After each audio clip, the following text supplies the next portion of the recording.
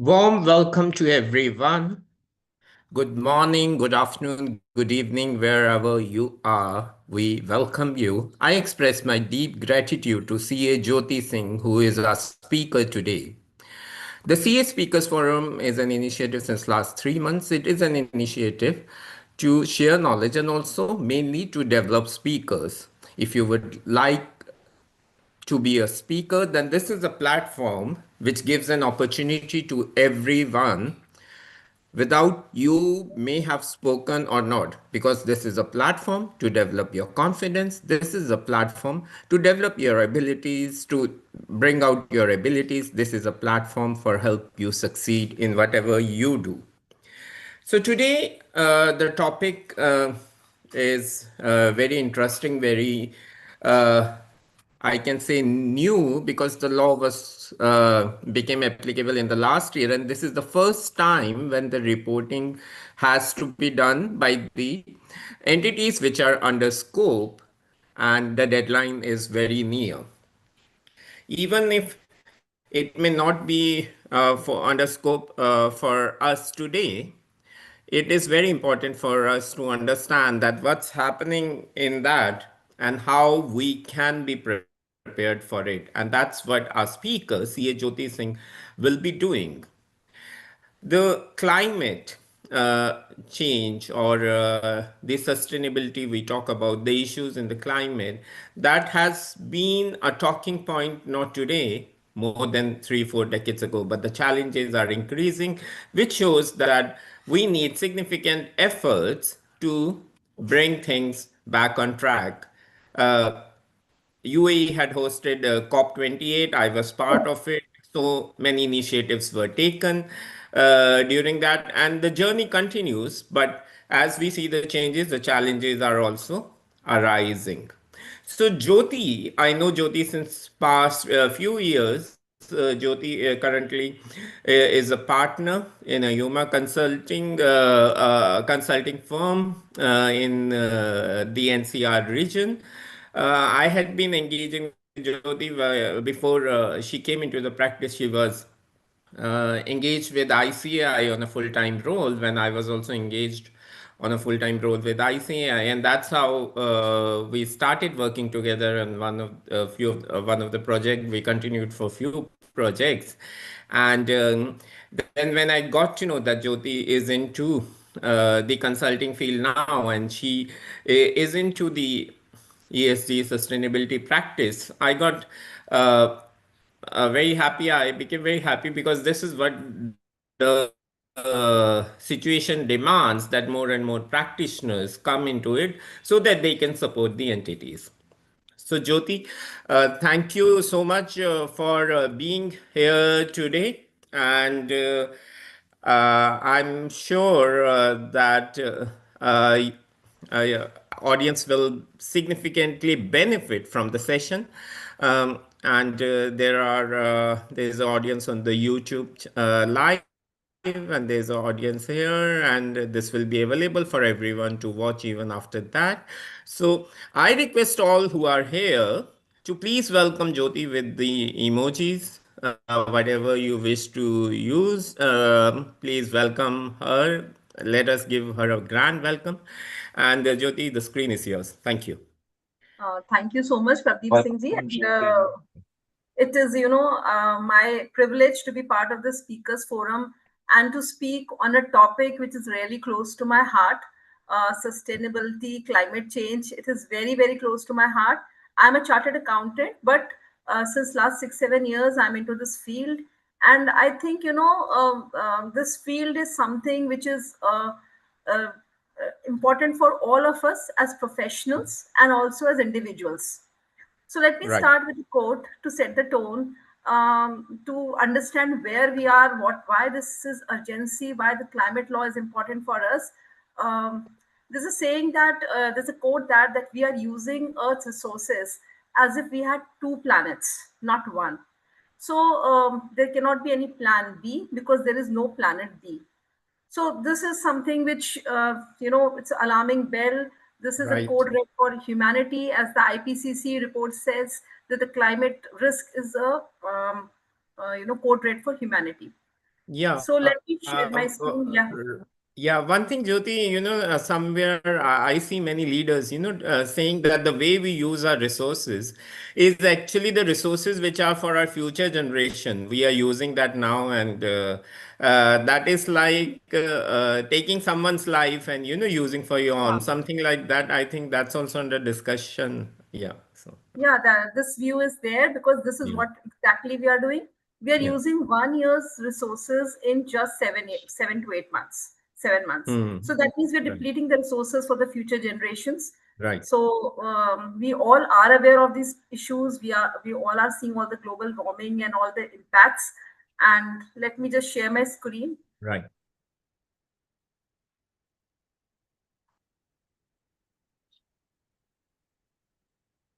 So the topic of today's discussion is UAE climate change law simplified. So we will try to discuss it as simply as possible to understand what exactly the compliance is, what are the risks, and how the businesses should be ready for this law, which is going to be effective from May 30, 2026. So as we are seeing that the World Economic Forum report, if you can see the latest report, it is showing that the risks which were in the 2 years, like extreme weather events and pollution, in the next 10 years, if you can see, these are the long term risks, and the first four risks, they are extreme weather events, biodiversity loss, critical changes to earth systems, and natural resources shortage.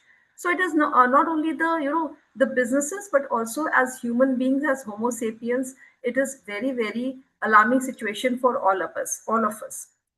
So why the climate regulations matter today when we are seeing this situation? So the climate regulations are have to be very very effective, very very they should be implemented because the businesses are facing the physical risks where there are extreme weather disruptions.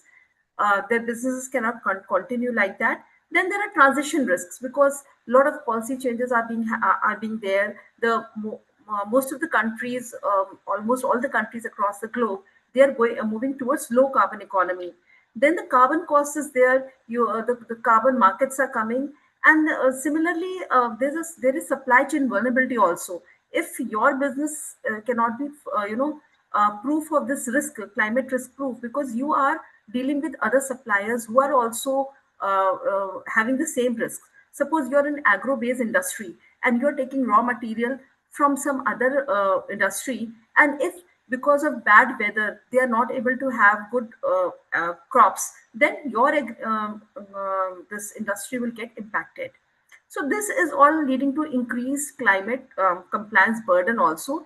And in a way, ecosystem is developing where the climate change is the driver, where sustainability is the driver, where sustainable finance is there, where the banks, they are signing the principles for responsible investing, where they say that, okay, we are going to invest only in those businesses which are working towards carbon neutrality, which want to move towards low carbon economy.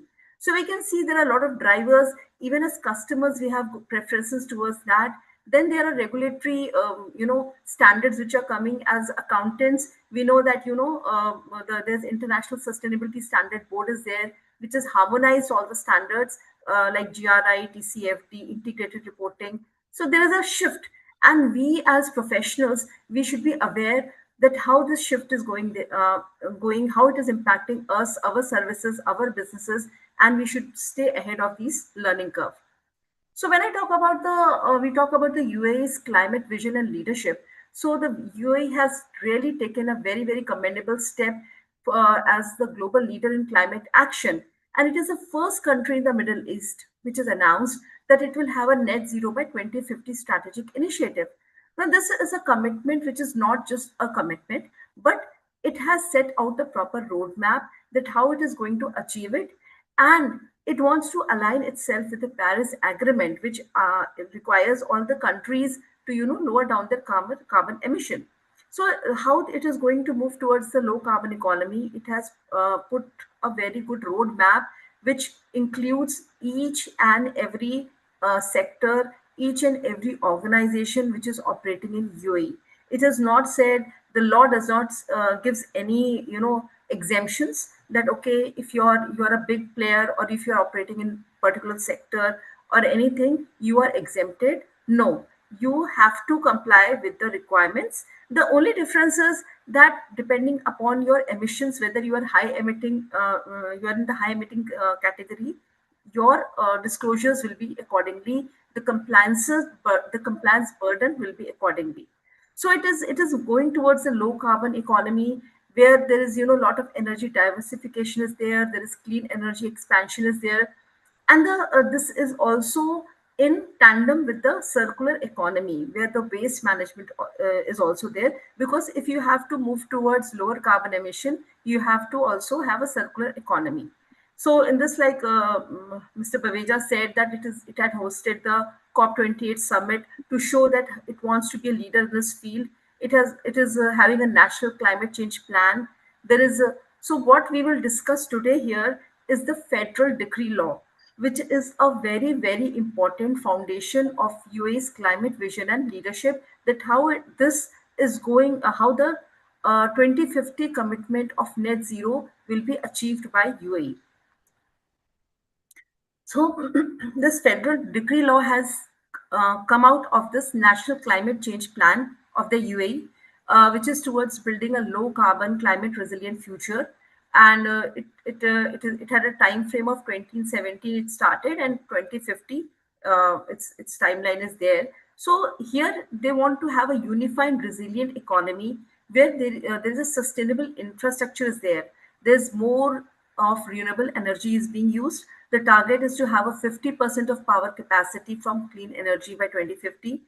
The emissions reduction, it is a very ambitious target to have 70 to 100% reduction in carbon emissions by 2050, and to move towards the green economy. The contribution towards the green economy should be maximized. Climate resilience, like sectors, all the sectors should have 100% climate resilience. That is, they should operate in such a way that they are taking into account climate risks. So this, you can see how the sustainability ecosystem is being developed. And in this, the most important pillar is greenhouse gas management. That is the carbon emissions which are being emitted by the industries, by whether it is service sector or it is manufacturing sector, link അടിച്ചു തന്നില്ലേ? whether whether it is service sector or whether it is manufacturing sector, how the this carbon emission is being managed. So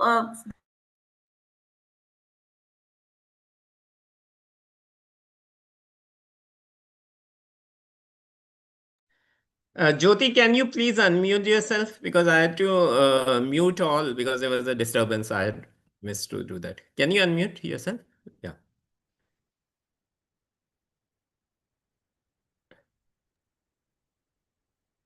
Yeah, it's okay. Thank you. should I screen share again? No, screen share is okay. Just you can go back to what you were speaking 2 minutes back, because it got, Okay. So yeah. national, can you see my screen? Yes, Okay. So screen is fine. Screen is fine. okay, fine. So we're talking about the National Climate Change Plan of the UAE 2017 to 2050. So this climate plan is very ambitious for building a low carbon and climate resilient future. This is the official national roadmap where it requires net zero by 2050. And this is the alignment of UAE's climate roadmap with the Paris Agreement and UAE vision also. So the vision and goal is that there should be a low carbon economy where there is a climate adaptation by all the sectors, the natural systems and the biodiversity are protected. The key targets have been set up, like the renewable energy should have at least 50% should be from renewable energy. Emission reduction, the target is to reduce the carbon emissions from 70% to around 100%.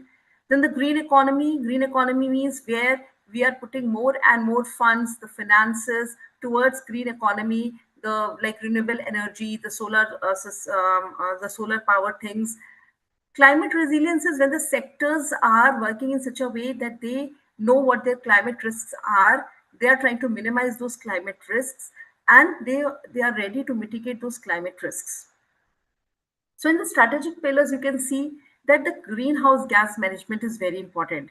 where the carbon emissions which are being emitted by the during the operations, whether it is manufacturing, which is in the manufacturing sector, the operations will be more, or in the service sector. How to reduce that emissions is the most important foundation of achieving this net zero roadmap. And in this decree law is the most important uh, phase, or you can say the most important law for that purpose. So right now we are in the second implementation phase. The planning and development compliance was over by 2020. Now we are in the second phase of 2021 to 2030, where the sectoral integration has to be done and the green growth has to be there. So the decree law, it came in 24, then they gave from 25 onwards it was applicable for a transition period, and from 26 onwards it will be fully applicable. And this is going to accelerate from 2031 to 2040. So this is, and this is a public-private partnership is there, and it is aligned with the Sustainable Development Goals of United Nations. So I hope this gives you a fair understanding of uh, the UAE's vision towards climate law. Now, before starting on the main thing, I would just like to give you a brief on what are the basic concepts of climate change. So, when we say climate change mitigation means that the human actions which are going to reduce the greenhouse gas emissions. Okay, so like if you are switching to renewable energy, if you are improving energy efficiency, you are using electric vehicles, or you are increasing the tree cover, then that is climate change mitigation. That is the term. Then the adaptation is when we are actually understanding that what are the climate impacts are there, and how to reduce the harm because of those climate impacts, or how to take whenever there is risk there is always opportunity. So how you can take opportunity from those climate risk also. So like there are climate resilient infrastructure are there, there are resistant crops can be there, early warning systems can be there, and even the solar is being used a lot because places like UAE where there's a lot of sunlight, the solar systems can be used for this purpose. Emissions inventory. Now, this is the major thing which we have to understand, that what is emissions inventory. So there are greenhouse gas emissions are there from various sources. So every sector or every organization will have to measure those emissions. So we will cover in detail what kind of emissions are there, because there are three kinds of emissions. Okay, and so the requirement is that the inventory of emissions has to be taken. Now, this is a very good concept of National Carbon Credit Registry. This is the official system of UAE that records the carbon emission. Then, how many carbon emissions are there. Then, how much have been mitigated, transferred, or you can transfer to other person, or how you can offset. So, it is a kind of a marketplace where you can get the carbon credits issued. So, this is the opportunity which is lying in under this system of climate change, that the carbon credits will be there, which can be traded in the carbon market. Now, carbon offsetting is there, where the compensating for emissions, because when the when any organization is working, you can reduce the carbon emissions by various measures, but at the end of the day, there will be some carbon emissions. You cannot put them to zero. So you have to compensate them by other means. You have to reduce them by other means, that you can say show to your investors, to the regulators, that okay, after reducing my minimum carbon emissions are these, so I am trying to offset them by investing in renewable energy projects, or I'm also supporting some afforestation processes, where the trees are being planted, and the oxygen which is there, you can offset that from my carbon emission. It's a kind of a system which is being developed. So carbon credit and these carbon offsetting, these are all interrelated terms. Then there is carbon capture, use, and storage. So from the industrial sources, when there's a carbon capture is there, so you instead of just releasing into the atmosphere, you can use it, store it underground, and that can be used for some other purposes in manufacturing, like fuels and other building materials. So this is a little technology intensive thing. When we talk about greenhouse gas emissions, so let us just have a good understanding of the three kind of emissions. One is scope one, which is the direct emissions. So direct emissions are those which are there from the sources which are owned by the entity itself. Okay, so it is like company owned vehicles. So when the vehicles are running, the company owned vehicles are running, then that is the emissions which are generated from those vehicles. That is this scope one. Then on-site fuel use is there if you are using some generators or some other fuel in any way. So the emissions which are being used, generated out of the usage of that fuel, that is also scope one. And the manufacturing emissions will be also covered here, where some machineries are being used. There are emissions out of it. So that is scope one. When we talk about the scope 2, the scope 2 are termed as indirect emissions, which are released from the purchased energy. So like there is purchased electricity is there, the electricity which is being used by the entity, by the organization, the emissions because of those electricity. Then heating and cooling, like you are using ACs or heaters or whatever. So that is because of purchase energy. Now, the third is value chain emissions, which are upstream and downstream. So, this is the most difficult part of measurement, because here the data has to be about the supply chain. That is, when your raw material is coming, or when you are sending your goods, the logistics part. So, how much emissions were there in that process? Then, if there is business travel, there is official travel, your employees are commuting to office, your employees are going to other parts, to traveling for business purposes to other cities, to other countries. So how much emissions there it is being generated. Then product use and wastage. So when you are using a product, a customer is using a product, and then when it is disposing of that product, so how much emissions are there? So these are very indirect and broad, and that is why for these emissions still the applicability is not very strict. First, the focus should be on the scope 1 and scope 2 emissions. So I think this gives a whole picture. And one more thing I would like to add is that this is a standardized definition all over the globe, across the globe. It is out of GHG protocol, which we call it as greenhouse gas protocol, which defines what are these emissions and how they should be measured. Because unless and until we have this standardized, so we cannot have a comparison of emissions of various industries, like which are in various jurisdictions of various countries. So JG protocol is applied, is applicable across the globe. So when we talk about the UA climate law, so it is a formal legal structure for the management of emissions, and it requires the organizations to measure the emissions, the report them, and also to reduce them in alignment with the national objectives. So as you can see the timeline,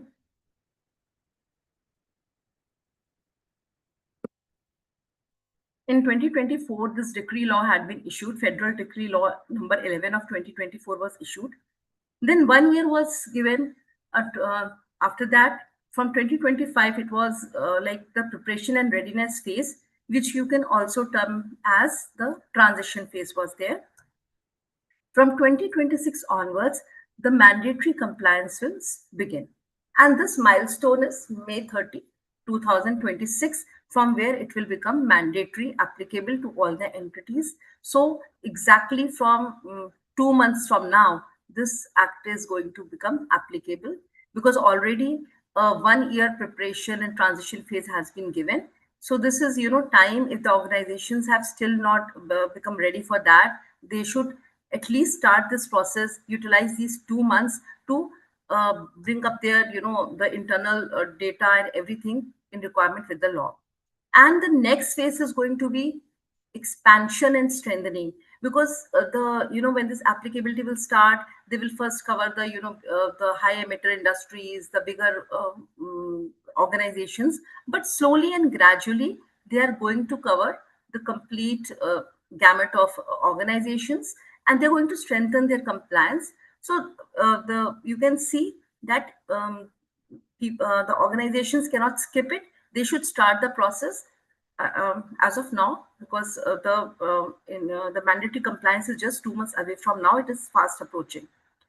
The key features are of this mandatory federal decree law is that it is applying to emission generating entities. So again, I'm highlighting this fact that it is applicable to all entities. There is no exemption as far as their size, operation, or their sector. There is no exemption. They have to set up a system to measure and their emissions. Then there's a structured compliance requirement which the system has, this decree law has introduced, and it has also set up a regulatory oversight and enforcement kind of structure where there are agencies which will be taking care of the implementation of this law.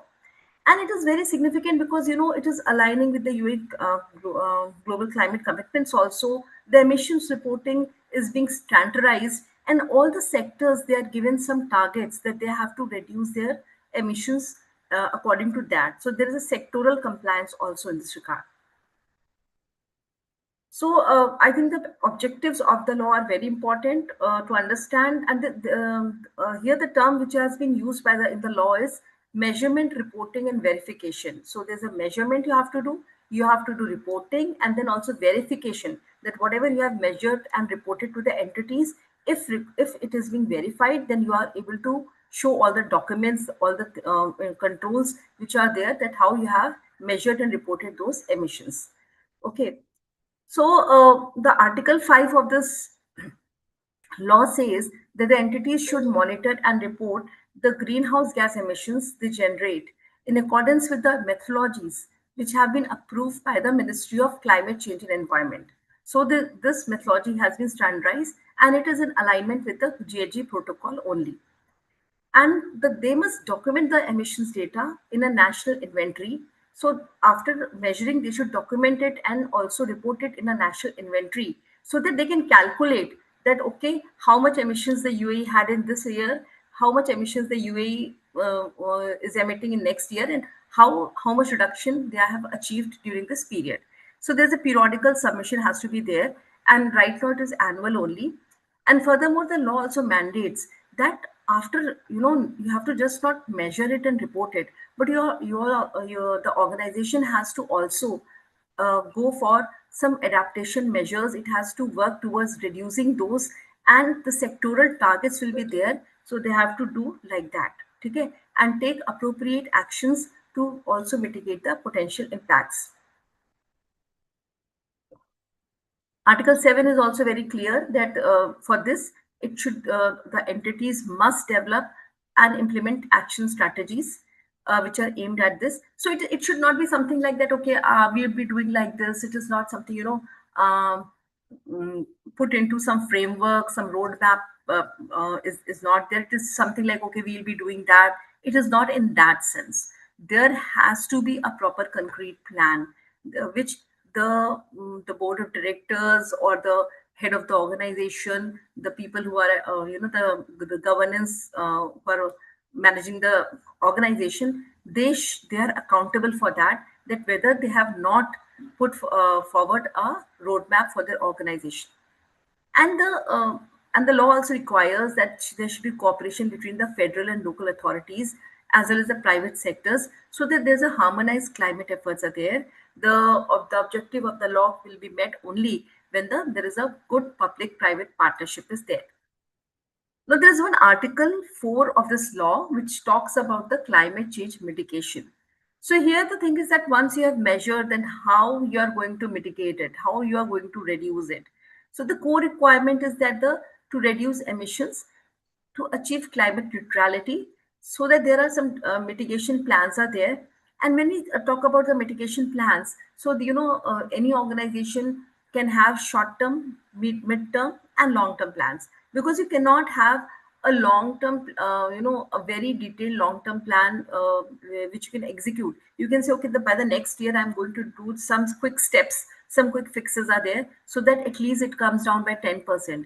Now in the midterm, I'm doing some investments in my R&D. I'm doing some, I'm in touch with my supply chain, and I can, in the next 5 to 10 years, I can plan these steps so that my emissions again move down to more by 20%, say. Then in the long term, you want to invest more, you want to adopt new technologies so that you can reduce in carbon emissions more.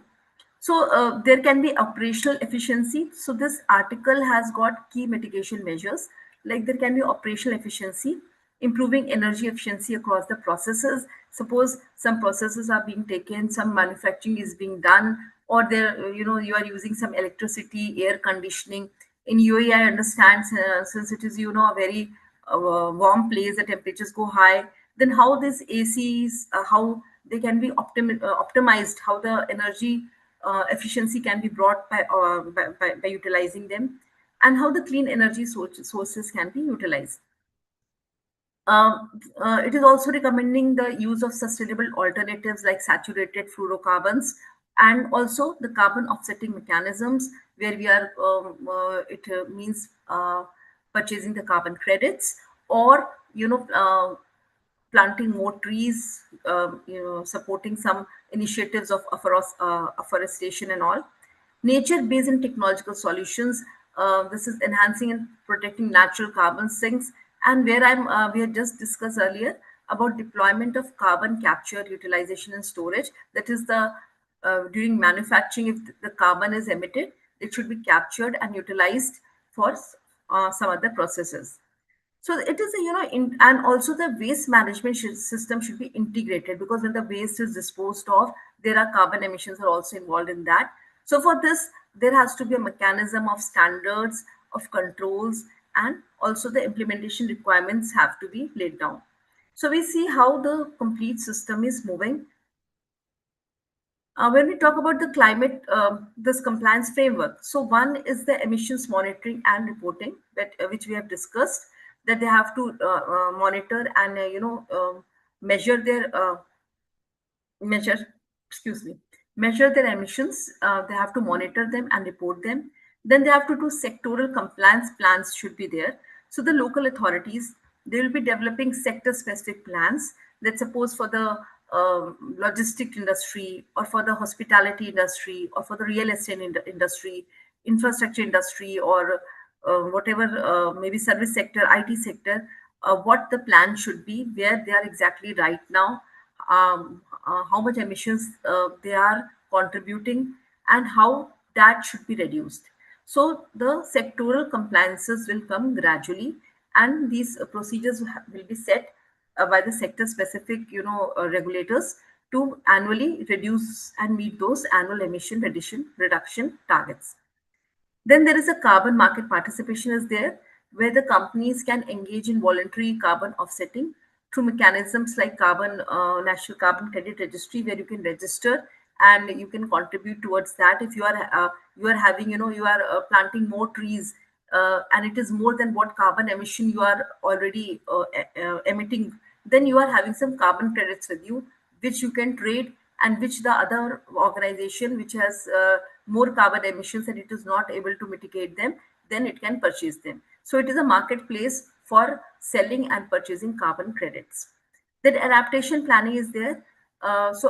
Entities which are operating in key sectors like energy, buildings, health, etc., how they have to adapt themselves, uh, how they are going to, how the green buildings can be there, how the renewable energy can be there. So these are something which cannot be achieved, um, in a short period. But yes, if a plan starts, if a roadmap is made, if the funds are allocated, then only these things can happen.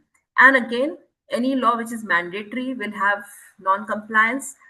If there is failure to comply with the emissions measurement, its reporting or reduction, then it will lead to penalties. There are monetary penalties also. There are operational penalties that your businesses might be, they may be stopped of unless and until they comply with that. So unless and until the some penalties are not there, the businesses are not going to take it very seriously. So this element is there. So we have just talked about the National Climate Registry. So it is a kind of a centralized digital platform which has been established under the UAE climate law. So it is the backbone of the climate governance. If you understand, it is the backbone of the climate governance. Here, first of all, the most important thing is that it is going to collect and manage the GHG emission data of the organizations. The organizations, they have to submit their annual emissions in this National Climate Registry. First, all the organizations have to register themselves there, and they have to annually submit their national their greenhouse gas emissions. Then through that, the government will be able to track the emissions both for the public and private sectors, that how the public sector and how the private sector is doing, which sectors are emitting more, which sectors are emitting less, how these how these emissions can be reduced. So there will be a system which is set up, and based on this, the carbon market and offset mechanism will work based on how much this emissions are there. So in a way, you understand that it is a backbone of the climate governance. So here you see that the technology and the sustainability, they are coming together to give the backbone to this system. So technology is supporting the complete system. The key function will be again like emissions monitoring, reporting, and verification. There's a standardized framework is there.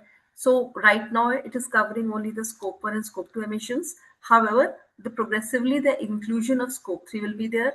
Again, since the data will be there, so there will be transparency, there will be accountability also will be there, and anytime the regulators can check the the emissions and everything. This database is centralized, the repository is centralized for sector-wise emissions, company-level disclosures are there. It will also track your reduction targets, the commitments and performance, etc. And it is enabling, the complete regulatory oversight. This is how the benchmarking will be done. So this is having also this will be integrated with the carbon market mechanism also for tracking the seamlessly that how which sector or which organization is having more emissions which it is not able to mitigate, and so they have to purchase carbon credits, and it is help in the process of recording and transferring the carbon credits, and maybe there's not some double counting is there, so the market integrity will be there because everything is digitized, so integrity will be maintained. And policy and strategic decision support that how this data policy formulation will be there, how the government wants to make policy for various sectors, so this will form the basis of that policy and strategic decision also. So in a way it is a decarbonization pathway will be made based on these data. And just imagine that how much data will be there, so many organizations are there, then they are really having a very good system. The digital platform is so strong, so robust that it is going to analyze for each and every sector organization and give the analysis to the regulators, and based on that how they are going to progress towards the net zero commitments.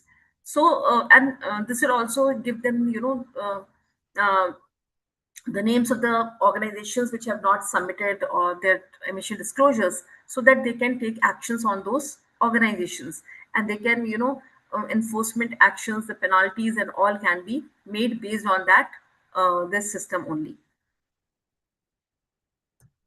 So again, this is applicable to all businesses, as we have already said. We are again and again saying that because people think that it is only applicable to larger entities. No, it is applicable to all businesses, including SMEs, free zone entities, based organizations, any entity which is operating in UAE.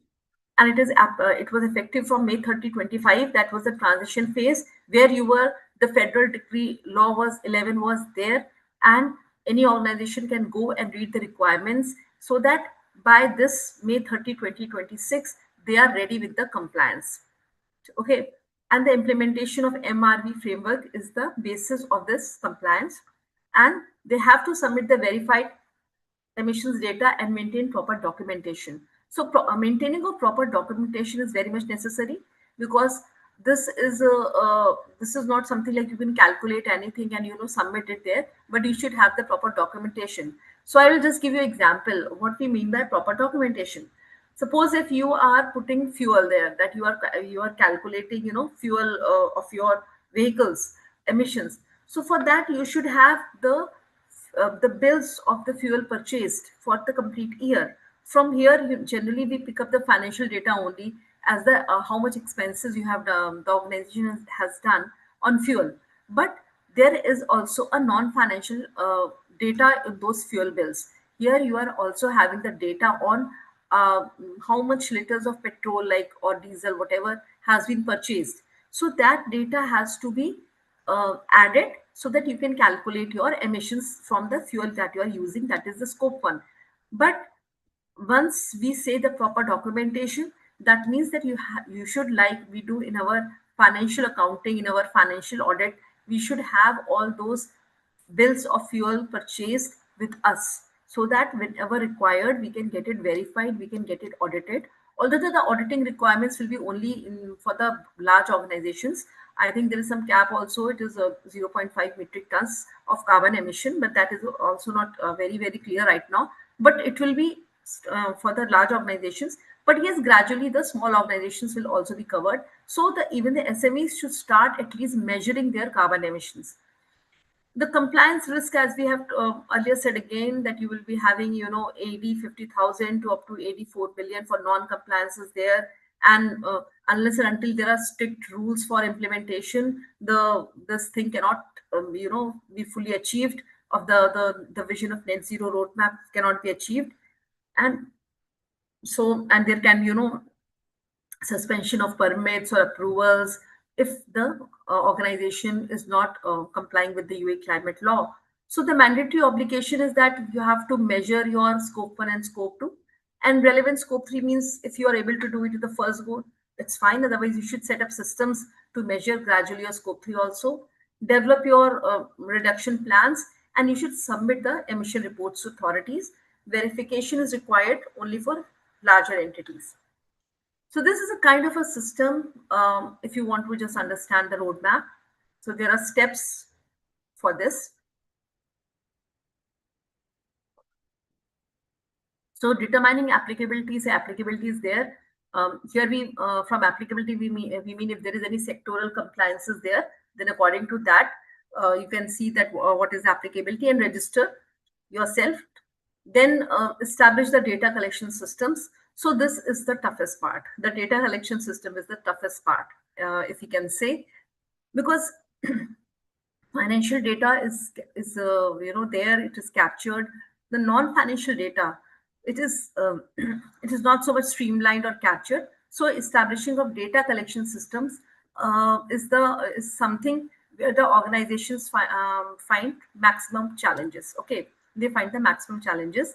And after collecting also, there should be internal validation. If the data is being collected from various departments, so it should be validated.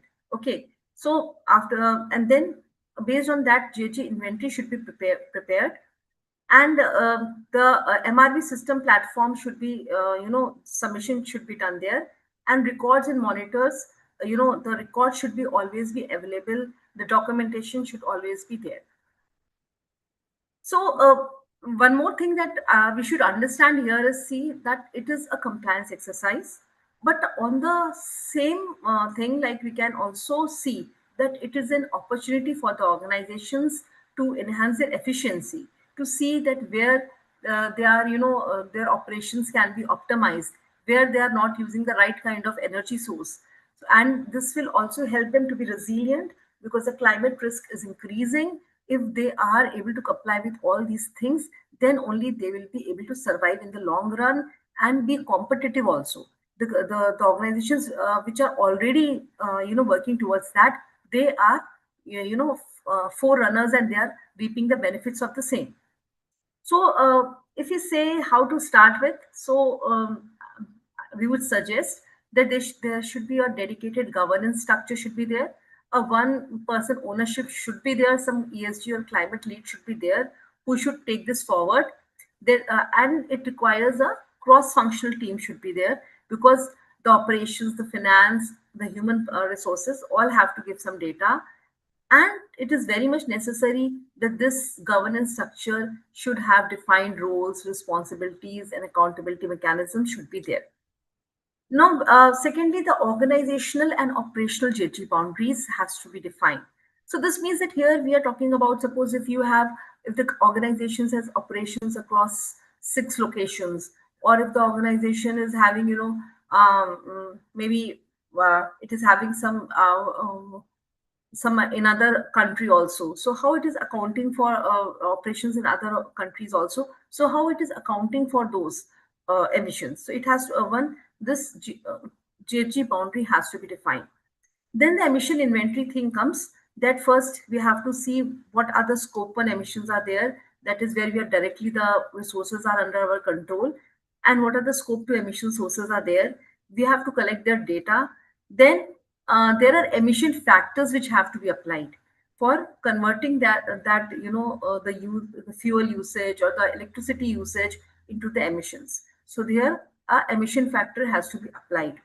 Okay, and this emission factor is generally there are two three systems, like there is one IPCC, there is one DEFRA is there. So there are standardized globally. So we have to apply those emission factors also. But the problem is when we are talking about the emissions inventory, and why we are calling it baseline. We are calling it baseline because in one first year when we start, that is our baseline. From here we have to see how we are moving ahead, how we are reducing it in the next coming years. Okay, and the data collection system has to be implemented. Some some dashboards may be there, or you can use some tool also for that purpose, so that there is some real time tracking is there. The process owners, they can track and see that whether the data is real time is being is there, so that it is monthly or some um, combined thing is generated, statements are generated to see how the things are moving. And internal controls have to be there. Audit trails, like similarly like financial audit, here also audit trails are required, that how you have calculated your scope 1 and scope 2, from where the data has come, what are the evidences for that, where are your electricity bills are there, where are your petrol bills are there. You have to calculate those according, from those evidences should be intact.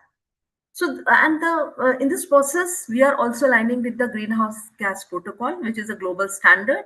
So, the organizations can also say that we are complying with the GHG protocol. See, so this is something which comes with, when you are complying with the things, you get more benefits. Your investors, your stakeholders can, in global level, also will find it that okay, you are complying with the JG protocol. And there is a one ISO 14064, which is also based on this environmental emissions also. So, in fact, if all these systems are there, one can also take certification of ISO 14064. So these are the things which give you a competitive edge. And one more thing, the ESG rating systems are also there globally. So if the organization is doing well, so the ESG rating will also improve. Okay.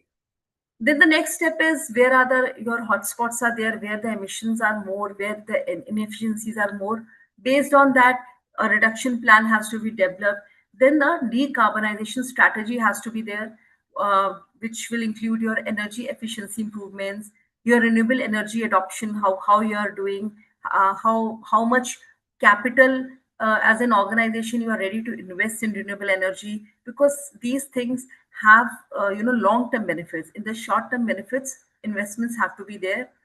Operational optimization, how it is being done, how the new machineries you are using, or sometimes you are in the service sector, if you are reusing or recycling the water which is being used in the washrooms, or you are having solar panels there. So these are very important things.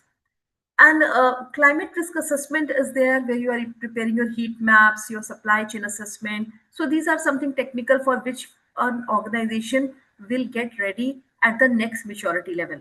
Because at the early stage, first you have to one has to establish systems for calculating their own carbon emissions. And this through this processes a robust measurement reporting and verification. The MRV system, which has been coined by this UA climate law, will be set up for ongoing monitoring and reporting. And if required, if the system is set up, if required, you can sumo to also take the third party verification. Or if it is required because you are falling to the higher meter category, then you can take the third party verification. And this can be this compliance will leverage you to access the green finance, to have the sustainability linked investments. This is also going to enhance your brand reputation and stakeholder trust, and it is a kind of cost efficiency. So unless and until the the business leaders, the people who are driving governance and taking decisions, they don't understand that it is just not a compliance, it is much more than that, then the real benefits will not be reaped out of this. So, if we talk about the key impacted sectors, so like the primary regulatory pressure is on the high emitting sectors, if you can say, like energy, industry, transport.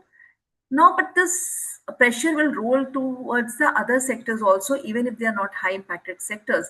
Because suppose if I am a small service provider to you, but I am falling into the supply chain of a high emitter. Okay, so my carbon emission have to be calculated at some point of time. If company A is a high emitting company, and a small company X is providing some services to company A, but when the company A has to calculate its scope 3 emissions, when we say scope 3 emissions, then that means the supply chain emissions, my value chain emissions. Then the company A will have to calculate the emissions of company X also. So in a way, this coverage will increase. This is going to increase through a glide path. So each and every organization is going to be covered in that way. So for the energy and power sector, they are the highest emitter. They will be having the strictest monitoring and reduction targets. They will have to transit from fossil fuels to renewables like solar and hydrogen. For them, the mandatory JG20 reporting will be there. And for them, the important aspect is adoption of carbon capture and storage. The next is transport and logistics. Here also, they are high emitting sectors. Here the push will be for electric mobility and clean fuels. There will be emission reporting for aviation, shipping, logistics and all. More investments will be required in public transport, in smart mobility. No, fleet decarbonization targets will be given in this regard. That okay, if shipping is there, if there is something there, so how the decarbonization can be done in that process. When we say about the construction and real estate sector, then again there will be compliance with green building codes are there. They will help the construction sector to reduce their carbon emissions. There will be focus on energy efficiency and sustainable materials. There are eco-friendly materials are there. Life cycle emission tracking, that how the how the construction materials are used, how the wastage is being disposed of, or if you are demolishing something, then how those have been disposed of. So life cycle emission tracking will be required, and there will be more and more demand for net zero buildings, where the AC requirements are less, where the dependency on these things are less. Those kind of buildings will be demanded more. Manufacturing and industrial sector, again, it is a very high energy intensive industry, like cement, steel, aluminum, and all. And here the need will be for process optimization and cleaner technologies. There will be mandatory emission disclosure and audits will be there. So for manufacturing and industrial sector, definitely the requirements are more, the compliances are more, and they will have to really gear up towards that. The participation in carbon markets and offset mechanism has to be there, because there are so much emissions they cannot mitigate it, so offsetting is required.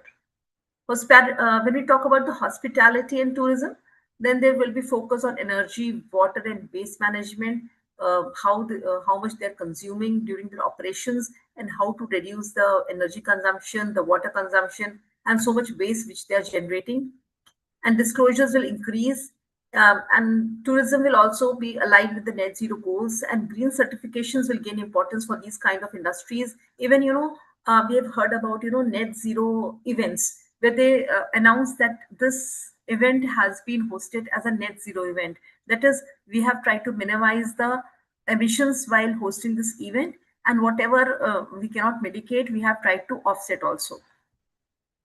Financial services and banking, I think they have a huge responsibility over them, because the banking system, the financing is the backbone. They have to push the funds, they have to push the capital towards the sustainable objectives. So there will be more and more integration of climate risks in lending and investments. They cannot lend to high emitting sectors unless and until those high emitting sectors are following these regulations and moving towards low carbon economy. Growth in green finance and ESG linked instruments will be there. There will be mandatory climate disclosures for the banks. The banks, they are, they have to comply with the Basel requirements. Then there is TCFD, that is Task Force on Climate Risk related to financial disclosures and all. So they have to align with that, because in the global arena, they have to comply with all these things. And the financing of transition projects will be increase more. For the renewables, the financing will increase more.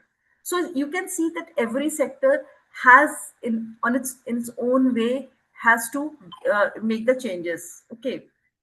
Then waste management in agriculture, there should be emphasis on circular economy and waste reduction. Um, Sustainable water use has to be there. Recycling is very important. How the things are recycled, how the resources are used less, because we all are using a lot of resources, and we are not in the habit of recycling. As such, the consumerism is increasing. So this is impacting. So how you can decompose, how you can reuse, and the industries which are working towards this, they will get a benefit out of that. So we are talking about the future roadmap. We are just 2 months away from the mandatory starting.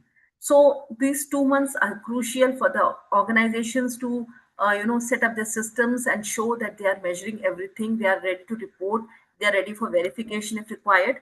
But this is not something which is going to just by like this only. These things are going to get up more, and it is expected. The way things are coming up, the requirement will increase. It will become more stringent.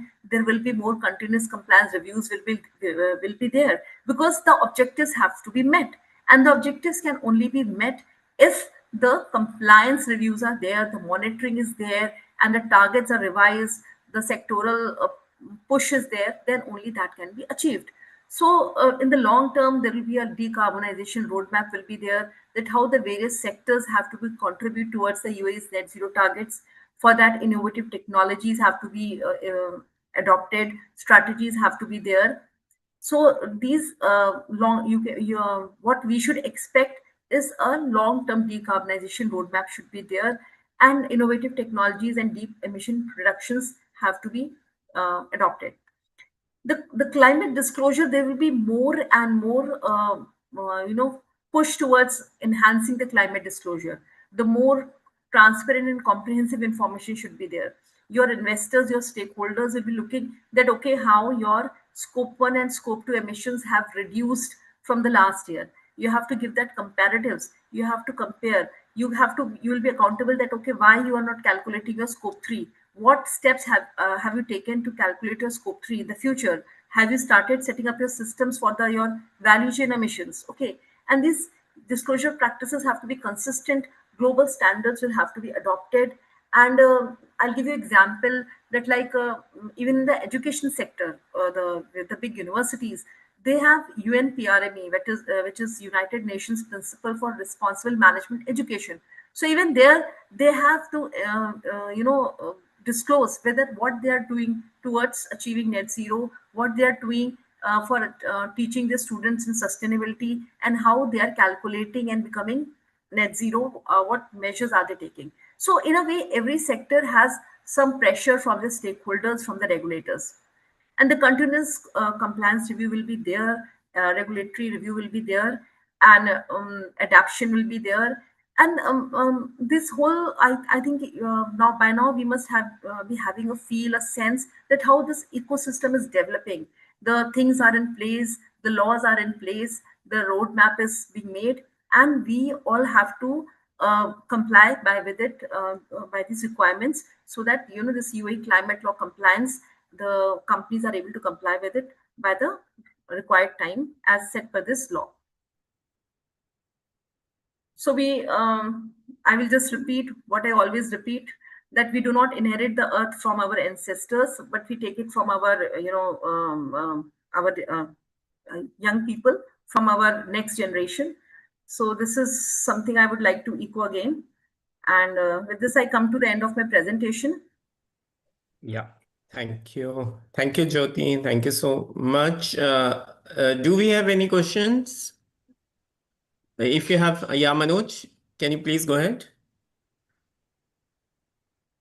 Manoj, I see. Oh, sorry. Anyone who would like to ask question can please unmute. Yeah, Manoj.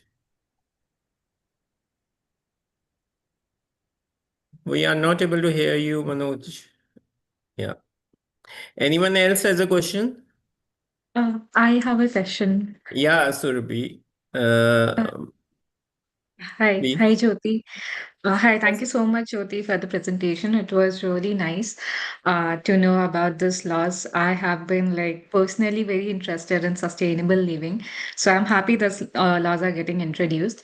I have a question like how, as a chartered accountant, I can prepare myself for the clients, like for the services, because I know about this, but I don't know about the GHG accounting. We have never been introduced there. So, how to prepare myself, like in case I want to get into this consultancy or in this space? Okay, so thank you, Surbi, for having so much interest in this field. And I'm also a chartered accountant, and I moved into this field almost at the same time when COVID came. So it was Okay. something I realized the importance of this.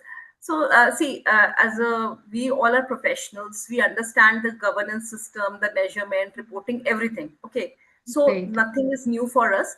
It is something which you have to do by more certifications, by following various pages, by being actively under reading the things which are going on, the frameworks, and the best way, one more which I also personally like, and is the annual reports of companies. If Hmm. some companies are giving good disclosures, go and read them, do some Okay. certifications, then only you will understand how the things are moving. Okay, and believe me that once you start reading, you will get interest, and you will find that it is all something which has evolved over time. We were just had the boundaries of financial accounting. So this non-financial Yes. accounting is developing, and I will give you a very, very strong proof to make you feel that we can do it and we are the right persons. Is that the international financial reporting standards, the foundation, IFRS foundation, they were just having the International Accounting Standards Board, IASB, which used to formulate the IFRS. Now they have made the International Sustainability Standard Board, ISSB, and their vice chair is now the chair of this ISSB, because the person who has the knowledge of the financial information can have a better knowledge of the non-financials also. So Definitely, I do agree. Like, we are the right professionals because we know, like, from governance, accounting, reporting, everything we know yeah. is just a new, area for us. But when you say certifications, like, which are the specific certifications I can start with? I'm so sorry, I'm taking a bit of time, but I'm really interested, so I just want to know. So you can do the ISSB certification. That is also available right now, free of cost. If you will search, you'll find that also. IFRS ISSB is there. The TCFD certification is there. The GRA certification is there. You can also do the GHG protocol certification is there. So these are some globally accepted certifications which you can start with. Yeah. Okay, thank you so much. Yeah, You're welcome. Madhusudan, you have a question, right? Madhusudan, can you please unmute? Manoj, yeah, please go ahead, Manoj. Hello, Uh, good afternoon, sir. Yes. Today's session was very nice. Can we purchase this carbon credit in like UAE market or like out of UAE to offset our like emission? Yeah, so this process is still into process, like it is still under process. The carbon credit mechanism is will set, it will take little time. So the first step is to have the MRV by the companies, and then only the companies will be ready to trade the carbon credits. So it will take some Okay, more time. Yeah, okay. Or can we have this presentation? I missed some part of this session. yeah. I will surely put it Okay, in the chat box. Yeah, okay. yeah. Thank you.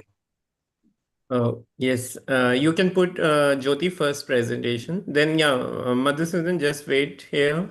You can unmute yourself, Madhusudan, and go ahead with the yeah, question in 10 seconds. Yeah. I, I think that was Madhusudanan and this is Manoj. Thank you, Prabhdeep. Okay. Prabhdeep. There is some issue on the mic. Yeah, okay. Please, Manoj, please. Sorry. Thank you, Prabhdeep, and thank you, Yeah. ma'am Jyoti, for giving such a detailed explanation on this. See, I have a couple of questions, and that two questions are coming from an opportunity perspective. Basically, I'm a chartered accountant, and I'm into an industry where we do the plants and tree trading and development of the trees, and development of um, you know, the infrastructure kind of industry in Dubai and UAE. So my question is that while we are saying on the compensation part of carbon credits against the carbon emission, one of the major compensating factor is to develop trees, right? Afforestation.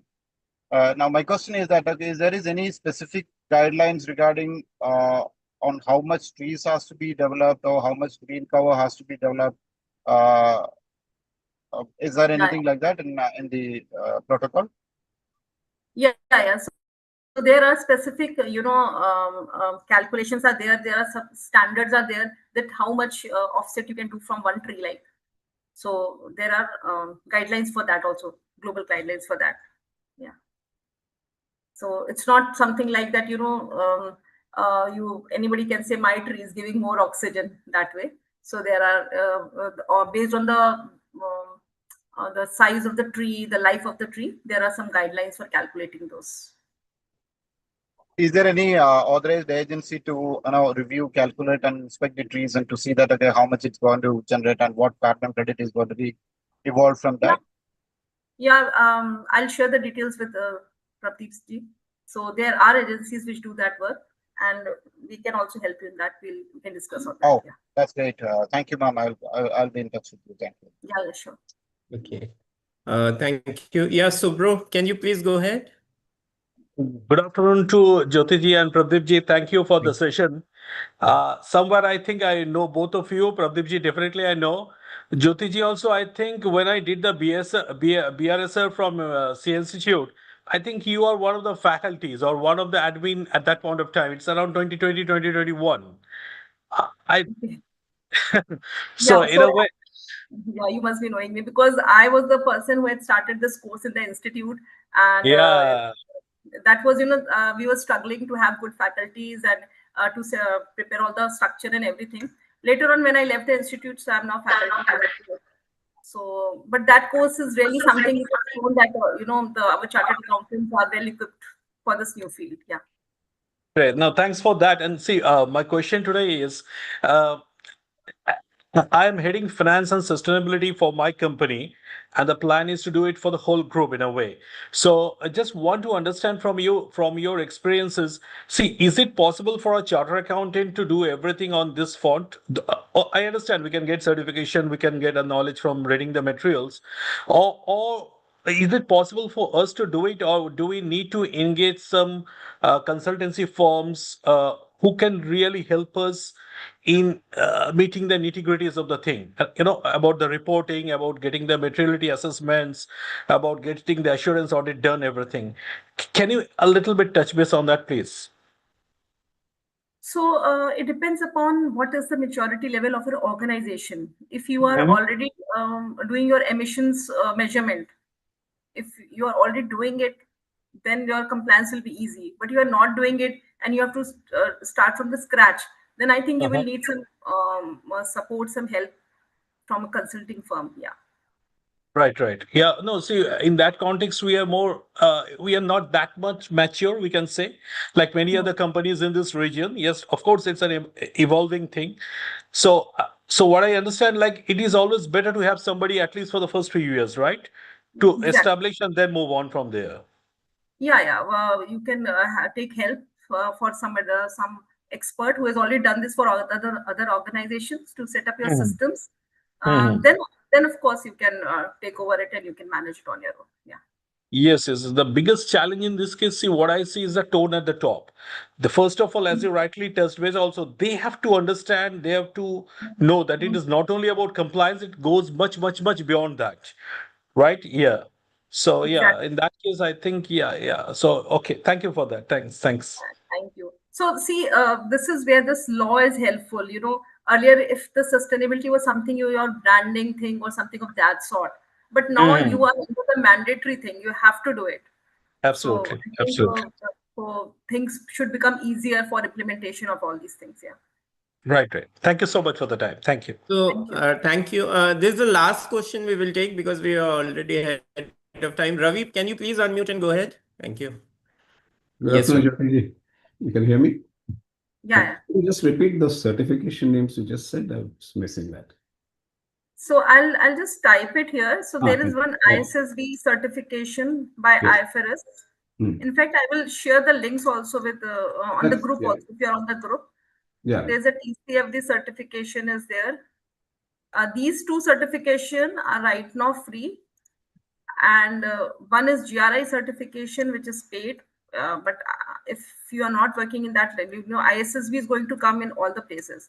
So I think you should get ready for the ISSB certification. And I'll share few other links with Prabdeep ji for these, That's fine. certifications and all. Okay. Thank you. Okay. So I request everyone, those who wish to download the documents and the information given here, please download soon. Yes, thank you. Thank you so much, Jyoti, Thank you. for your excellent session. And I think it has generated a lot of interest. And it will benefit many significantly. And I'm sure you may start getting many calls to understand when members will view from the YouTube. So, what are your last thoughts before we close for the day? Yeah, so I will say that the awareness is there. The law itself, people understand that it is there and that it's approaching. And now the thing is how to be implemented. The challenges are coming to people's mind. Like we were talking to some client based at UAE only, and they were like, it's just 2 months. How much data we can collect? How to go about it? Lot many questions. So they were like, so I said, see, whenever you start it, you will have the same set of challenges. The earlier you start, the better you are placed, right? So if you're having so much of time, you please start right away. And initial is always difficult to set the systems, but gradually as you move, you will find that things get easier. And secondly, um, I wherever like we have implemented these things, ESG, we have always suggested to have one workshop for the entire team, so that it Okay. is not something who is leading the ESG is just putting pressure on them to give the data. No, the other person should also Right. understand why this data is important. So I Right. think that ESG workshop is very much necessary to have that, all across the organization. Everybody should have that mindset that we have to go for it, we have to work for it. It should not be added burden for them. Yeah. Okay. Yeah, thank you. Thank you so much. So I express my gratitude to you, Jyoti, and to all the participants who are watching live on YouTube and those who are here on Zoom. I extend my heartiest wishes for the weekend ahead. Have a good weekend. Take good care of yourself. We will be back soon with another session in CA Speakers Forum. And take care.